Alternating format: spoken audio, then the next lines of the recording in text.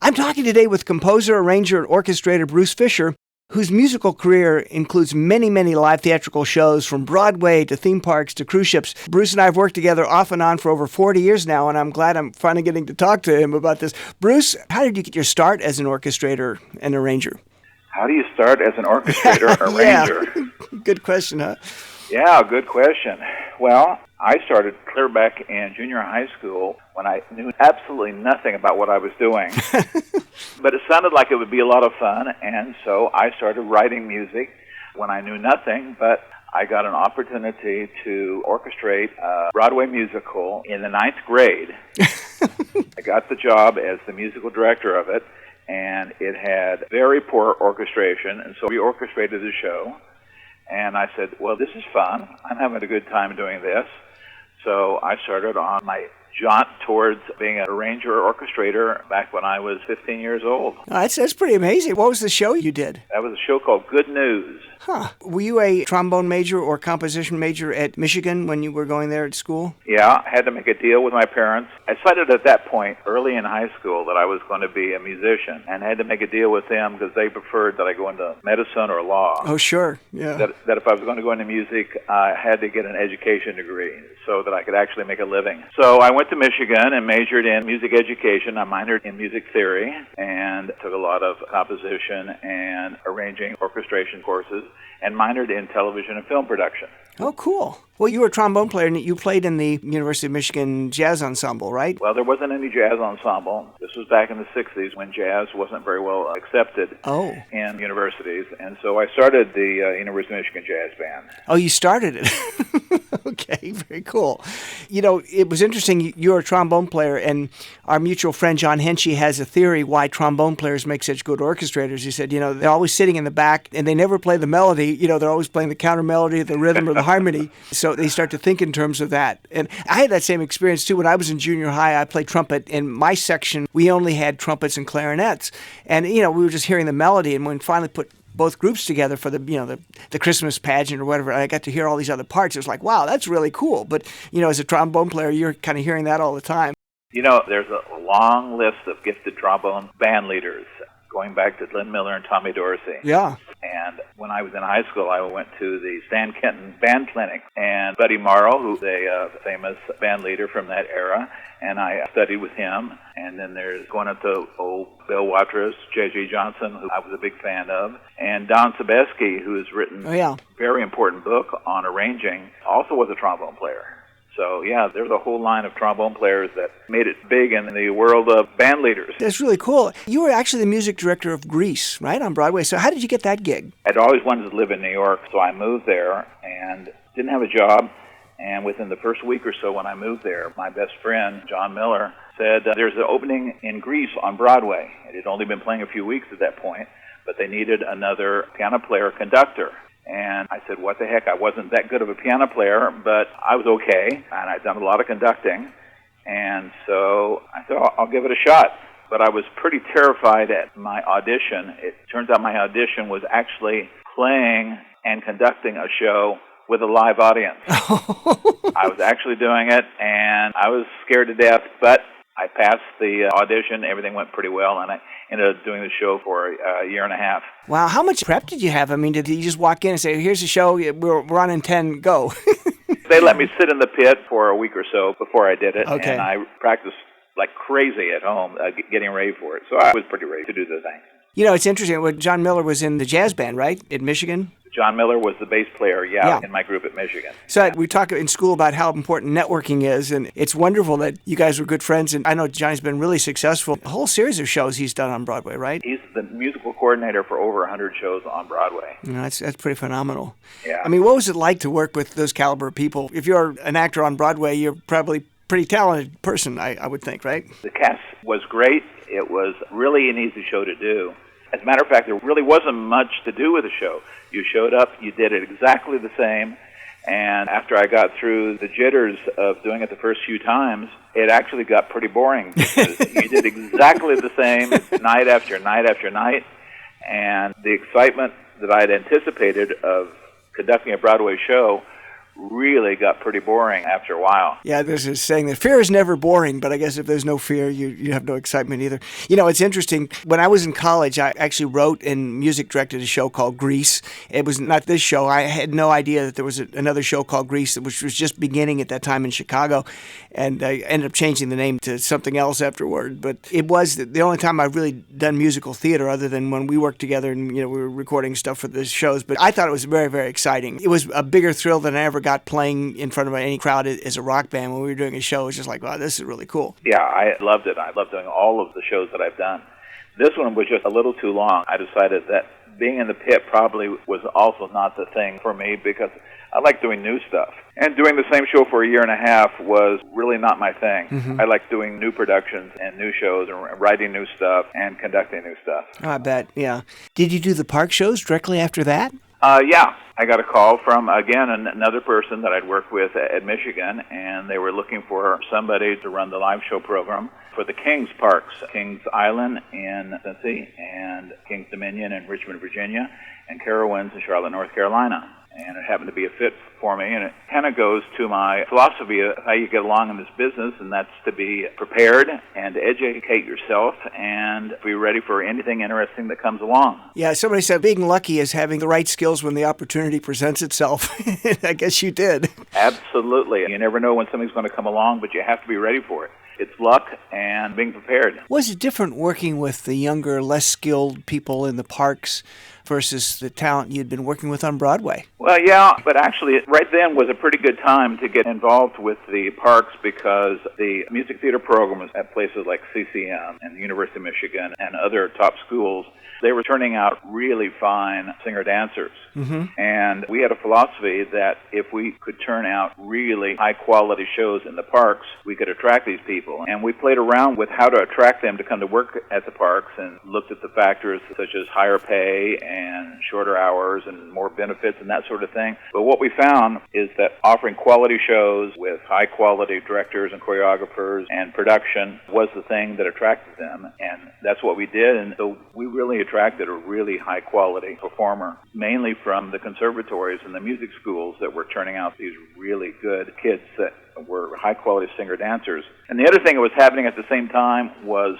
summer stock was starting to die out. Oh. The old Kenley Players and a lot of other summer stock companies around the country no longer exist. And so the only place for these people to find work was in theme parks at the time. And they wanted to work at the theme parks that had the highest quality programs, and that's what we gave them. Well, I think that kind of goes back to your experience, doing Grease. If the thing is boring, it can be a Broadway show, but you get bored with it. But if it's an exciting show, people want to do it. Yeah, that's what we found out. If it was too, if I can use the Disney expression, if it's too Mickey Mouse, if it's too silly and easy and kind of dumbed down, then they weren't interested in it. But if you give them a high-quality experience, and then that's also good for the audience, too, when you're getting a more high-quality production. And it worked out really well. Well, I know initially some of the live shows were totally live. You'd have a 10-piece band, and you'd write the parts, and they would perform it. But then the American Heritage Theater, some of the more stage shows were basically 90% pre-recorded. And I know initially on that, you started going to New York to do the production again, because I guess you knew the musicians there better in New York. But there was a point where you said, I think we can do this in Cincinnati, right? I think I was there when that happened. Yes, you were. Yeah, we made that transition. We started recording all the shows in New York and had a good experience doing that, but then we found that the quality of musicians in Cincinnati is really good and the quality of studios is really good here. So we made that switch. Of course, with studios like Sound Images, having a really high-quality workspace made a huge difference. Oh, cool. Another aspect that a lot of people probably can't even relate to these days because they've never experienced it, but back when you were doing shows, especially in the 70s and 80s, they didn't really have the really high-quality music copying programs like Finale. So you would send your score to somebody and they would actually copy the parts by hand. And that was kind of a major expense, right, for the shows because they had to double-check. Normally, if they were copying a part, if there was a mistake, they could figure it out in a rehearsal, but this was going to be recorded very quickly so that you didn't want any mistakes in the part. So when did you stop doing that and started using Finale or whatever? Well, everything was copied by hand. I used copyists in New York and copyists on the West Coast to do everything. And now those same copyists are doing everything in Finale or whatever program they're using. And of course, one of the things, the way they check the parts is they can play them back on a synth, and they can hear mistakes. So the parts are virtually perfect when you get them now. Our problem with mistakes in those early days was either the orchestrator made a mistake or the copyist made a mistake. And when you're spending $3,000 or $4,000 an hour in a recording studio for the cost of the musicians plus the cost of the studio, correcting mistakes is very expensive to sit around correcting a lot of mistakes. Yeah. So having parts that are perfect is a big, big cost saving. And I guess for about the last 20 years, everything's been computer generated from everybody at this point. Yeah. I can remember being in sessions, you say, okay, everybody should have a note in a B-flat major chord. And if they didn't, they say, oh, okay, that's your problem. I was going to talk about metronomes, and I remember reading about film composer Danny Elfman, and he made the same statement I heard you tell me one time. He said, when he was first starting to do film scores, he had some MIDI components, and he laid out a click track and some of his MIDI components on a tape ahead of time, and then he'd bring that in and expect that the orchestra could just play with the click track and make all the tempo changes on the fly. And he discovered very quickly that doesn't work, that these guys, even though they're really, really good musicians, the whole orchestra can't just, up the tempo 20 beats a minute and be locked in by that second beat. So how did you get around that issue? Getting a live orchestra sync, Yeah. We divide the piece into various segments and do a new count-off on each segment that has a tempo change. And then we'd edit all those pieces together. Right. Of course, that's a lot easier now with digital, but we used to do it with razor blades. Yes, we did. Back in the day, as you well remember. And, what's interesting, too, click tracks go back to Carl Stalling, who invented what he called the tick method when he was working for Disney and Warner Brothers back in the 20s and 30s. But we didn't have an actual metronome. We had what was called a UREI frame clicker that worked kind of backwards from a metronome. I mean, the output was the same. It produced a click. But instead of so many beats per minute, there were all kinds of formulas you had to figure out. The higher the number on the frame clicker, the slower the tempo and vice versa. And that was always an issue. You actually probably started working with real metronomes about when, I guess, ADATs and synths and everything got a little bit better. Well, yeah, but I love the sound of the Uri click. So I ended up sampling that, putting it in a sampler, and then generating it that way. So I can use it with a metronome marking tempo. By using the Uri sampled, it comes off sounding like a Uri. Yeah, we're going to talk about cruise ships here in a minute, but I know especially on cruise ships, more so I think than theme parks, the sound of the click track is actually the biggest complaint usually with the musicians. Yeah. So speaking of cruise ships, how did you get started doing that? Well, same way as everything else. I knew the person who was the producer for the SS Norway on the NCL Norwegian Cruise Line, and she said, would you like to do this first show on the SS Norway? It was the first cruise ship where they ever spent any real money doing entertainment. They spent over $1 million on their first show. And that was Gina and Ryan, who worked with you at King's Productions as well, right? Well, I'd known her when she was a student of mine when I was teaching musical theater at CCM. Oh. And I said, sure, I'd love to. Talk about your networking. I mean, there's everything on the network. Wherever you meet the people, don't burn bridges, keep it going. Absolutely. And up until that point, where the SS Norway really spent real money and real production shows, all cruise ship entertainment had been for people of questionable talent who sang with a piano player and did Broadway show tune medleys, and that was it. Oh. Or someone giving a lecture on the favorite flowers of Bermuda, that sort of thing. And the first serious, well-funded entertainment was on the SS Norway. And now all the cruise lines are doing the same thing and spending millions and millions on producing the shows, but it had never been done before. Believe it or not, until you just told me now. I never realized that was a first. Only over the last 30 or so years has it been done. And all of the casts on the Norway had Broadway credits and television and film credits. It was all very professional, which is why it was such a success. I remember some other orchestrators who did cruise ship shows were telling me that sometimes the bands that they got, the musicians, not so much that they couldn't play well, but they had inexpensive instruments. Was that ever an issue that you found, or were the musicians all pretty much top-notch too? Again, originally, prior to this spending millions on shows, they would hire bands either from the Orient or from Eastern Europe, Poland or Czechoslovakia or someplace, and the musicians,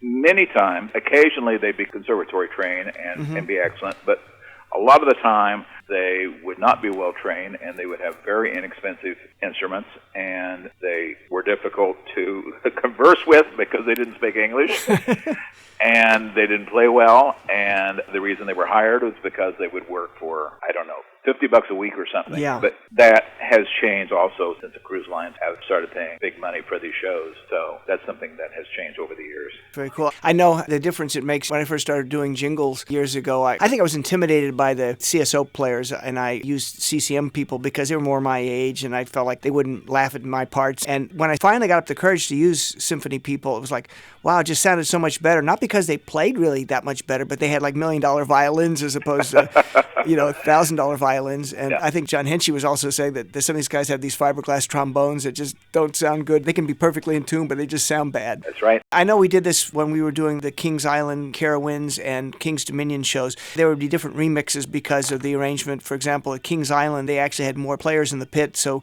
we would eliminate more of the musicians. By the time it got to Carowinds, where they only had like a piano player and a drummer, most of it would be pre-recorded. But even for the cruise ship shows, you were telling me that even if they have a band, you kind of augment the band or enhance the band with the pre-recorded stuff, right? Just to make them sound better? Mm-hmm. That was a great experience to try to use pre-record and live, but in my opinion, it really didn't work because overall the experience was with using complete pre-record. For the audience, you got a better experience because it was a better sound. And we tried for years doing the combination, both in the theme parks and on cruise ships, and I don't think we ever could prove that a combination of live musicians and pre-record gave the audience a better experience. In fact, I think that in many cases, like at American Heritage Theater, you couldn't really even see if anybody was in the pit, unless you happened to be sitting right there, so you didn't know. And it's a non-essential expense, and it's a major expense. So, one of my favorite examples of that is in New York, back in, I think it was the 70s, Barry Manilow went on stage with his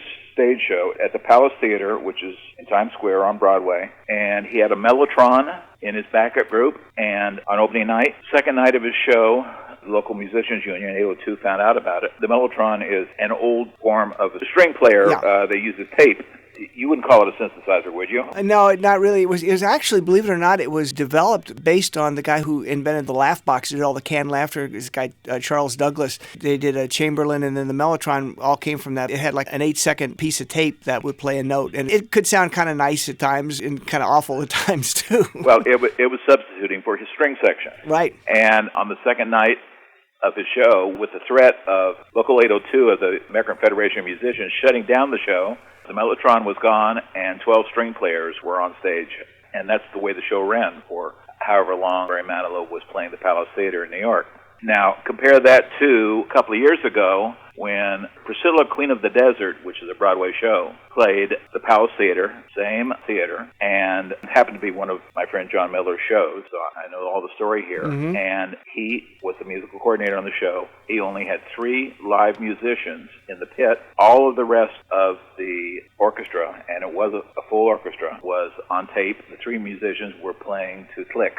Same theater, same musicians union, everything the same. That's where the live musician is going in today's economy. Was this the Elton John rule thing where they said that was the intent of the composer to have it sound this way, so don't mess with it, I think the Elton John thing is a little more defensible because he is, by anybody's standards, a great musician, and he has artistic qualities. If he says that he only wants 12 musicians to play his show, then he gets 12 musicians, even though the minimum in the theater that he's in is for 22. Yeah. Who is going to tell Elton John that he has to have 22 musicians when he says that artistically he wants 12? Yeah, and the idea that the minimum, which we haven't talked about yet, the musicians union negotiated with all the theaters and all the producers to have certain number of musicians have to be there, right, for every show based on the size of the theater or whatever, right? And then suddenly a show comes in, they say, well, we don't need that many musicians. Litigation ensues. And so they have a hearing, and the producers of the show versus the musicians union. The musicians union say we have to have 20. The producer of the show say, well, we want to bring Elton John into the hearing. Elton John comes to the hearing. He says, I only want 12. I'm the artist. I'm the composer of the show. I'm saying this is going to sound better with 12 than it would sound with 22. Yep. And what are the musicians union going to say? You're wrong, Elton John. Who am I? I'm some guy who has played in wedding bands for the last 25 years, but I know more than you do. Yeah. So they back down. But this is even worse, I think. If we think live music is good, the musicians simply back down because the show had played Sydney, Australia or someplace, and had played with 3 live musicians and a soundtrack, a pre-recorded track. They just simply backed down. The producer said, we can't afford to run this show in New York if we have to hire more than 3 musicians. Musician union said, well, we'd rather have 3 sours than none. Yep. So they did. So it played for a year and a half with 3 live musicians and a click track and a pre-recorded orchestra. Yeah, I think people aren't really aware, like if you go to a circus or you go to an ice show, any of those shows you go to, there are pre-recorded elements. Musicians are playing with a click track. Yep. They do hire local people, but there are probably more things you're hearing than there are people playing. I saw the show at the Palace Theater in New York, Priscilla, Queen of the Desert, and I could tell there was a track, but I could tell there was something live in the pit, but I couldn't tell you how many. That brings me to another question here. In the 80s and 70s, synthesizers were obviously... They sounded like synthesizers. They didn't sound like real things. Today, with sampling synthesizers and the improvements they've made, they actually sound good. I mean, people would say, well, that's obviously a synthesizer. They don't know anymore. So you may have just said all this, but do you think the sound is going to be a lot better if you hired 5 wind players as opposed to doing it with MIDI? Or are you pretty much now thinking that MIDI's kind of the way that everybody's going? Well, hard question. I'd like to say that live music is better. But I know in a lot of cases, you simply can't tell the difference when somebody has a really good synth rig with the latest programs. Yep. They're so good that you just really can't tell the difference. Of course, the worst story for a composer is when he takes the demo synth versions of a film score or whatever to the producer, and the producer says, and they use them. Oh, we don't need to record this. He goes, oh, yes, we do. And the producer says, no, this is okay. Yeah. And then the step beyond that is when the producer does come up with the money to record it, and then he says, I like the synth version better. Then if you read Danny Elfman, he also admits at times that he goes back and sticks in the original synth versions because he thinks the synth version is better than the live musicians playing it. Again, things like intonation and all that, it should be pretty perfect in dealing with synths, and that might not be true for live players. Well, not only that, but there's some of the sounds in those synth strings or in the timpani or in the koto drums, is that the right word, that you don't get with the real instrument. And some of those synth sounds are better for a particular effect. Now, I know on some projects that we've done, after we recorded the real instruments, we've gone back in and stuck in some synth French horns or something to fatten it up because the real instruments didn't make it work. Yeah, I think the hybrid idea always works pretty well when you have real players and then you augment them with some synth stuff and it just makes them sound really, really good. Yep. I forgot what year this was, but you got to work with Dolly Parton. That was kind of unusual because you started here, then you went to Nashville to work with her band and Dolly Parton, and then you brought it back here to do more sweetening and out to LA to mix. Talk about that project a little bit. Okay, that was a real fun project to do. It was something that I didn't know much about her music. I'm not a big country and western fan, but of course I knew her. So I had to get familiar with her music right away. And because they were still shooting the movie as I was getting involved in it, so the first thing I did was start writing my original part of the music score, which was the opening, and there was a storm scene. So I could start writing those right away. And then I started writing her songs and the transitions between her songs. I think we did like 7 or 8 of her songs. And, of course, set up Digital Performer and locked it to Symphony with a video monitor as they started getting me the video edit so I could start looking at it and start syncing stuff up.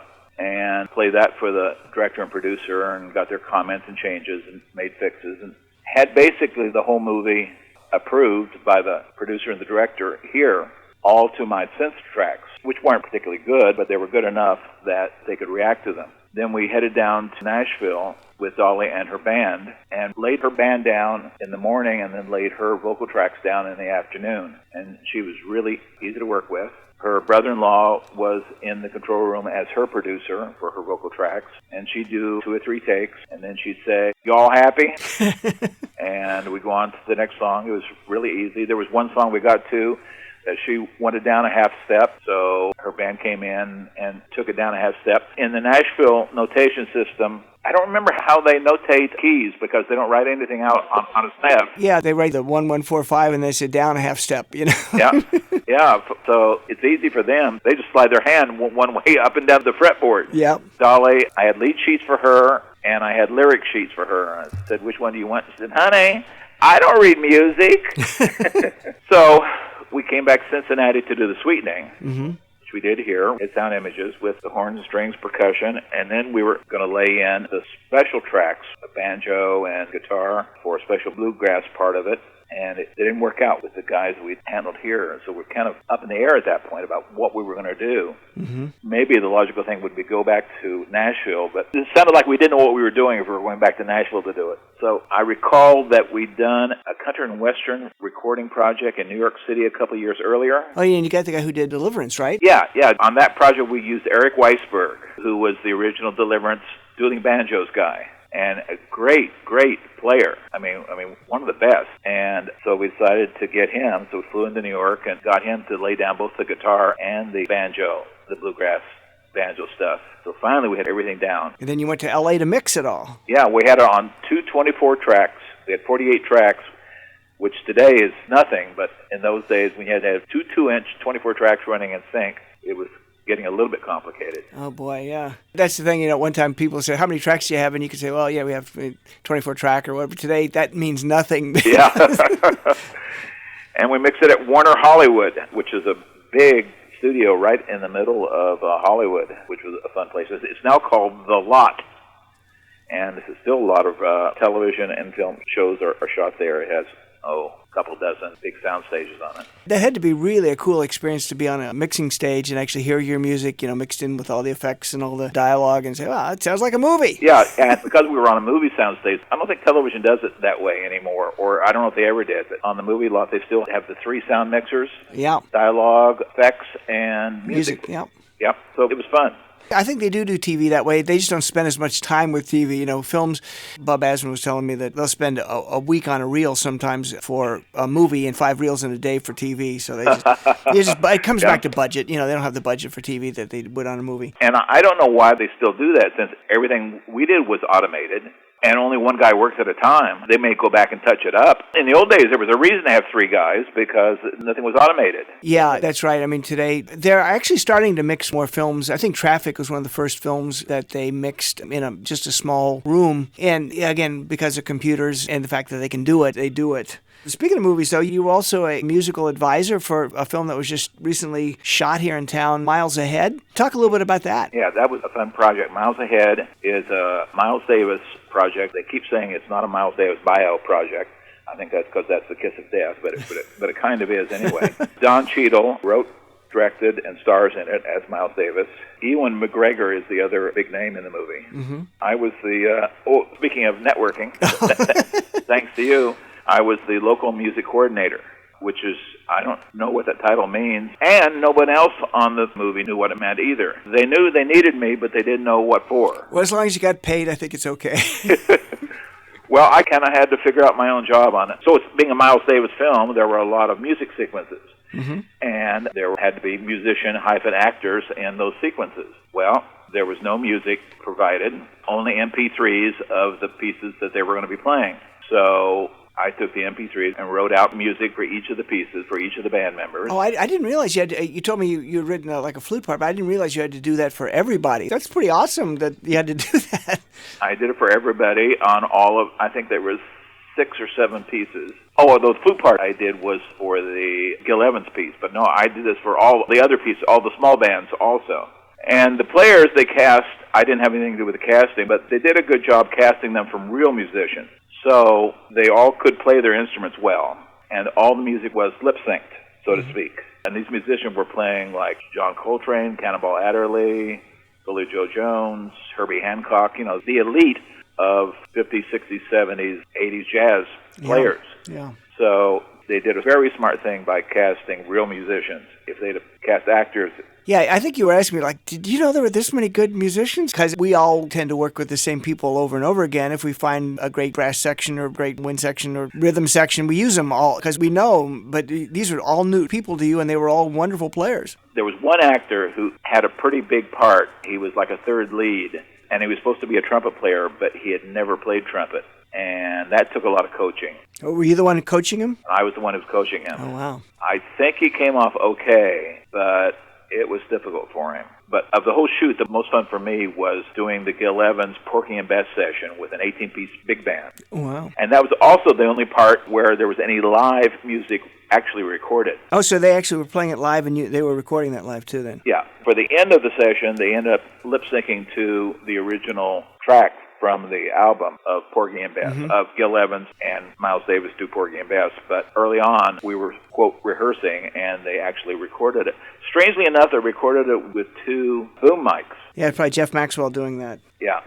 We had all of these mics in place for this, what was supposed to be a 1958 New York City recording studio, but none of them were plugged in. Yeah, they were all props. I get that all the time where they said, the time it should be right when you're talking right into a mic, and of course the mic's not really plugged in anything usually. Yeah, that was the most fun because we actually had an 18-piece big band, and we shot it at the Rephrase recording studio in Dayton. It's an old studio, but I think they picked it because it has high ceilings, so the lighting would fit in it.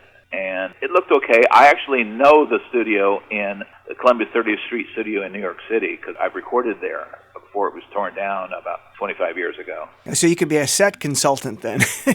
I was a set consultant because except for Don Cheadle, no one in the film crew knew anything about music. No one. The props people, the assistant director, no one knew anything. So I finally asked Don as we were getting ready to shoot, kind of waiting around because everybody's kind of territorial. And I asked Don, I said, would you like me to set this up the way it should be set up with the microphones in the right place and the chairs and the saxes here and the French horns here and all that? He said, sure, go ahead and do it. So I just jumped in, and I think the prop people thought I was being too pushy. But you know, at this point, it's 2 o'clock, 3 o'clock in the morning before we finally getting some cover shots of the studio. I just went in and did it. Well, you had the director's blessing, so what can you say? Yeah. Early on, they sent me some pictures of Miles Davis's home studio. I was thinking it was probably more old school, but when I saw the pictures, he had like RLX and baffling up and everything that were, kind of, I expected to see like, something from like the 1950s for some reason, and it was later than that, of course. But wow, very cool, very cool. And you were telling me, too, that the actual music director on this show did not read music at all. I mean, you were probably the only person connected with the show. He was also not on the set except for the very first day and never returned. Huh. So I was the only one around. Well, I hope you made more money than he did. I doubt it, but I had a good time.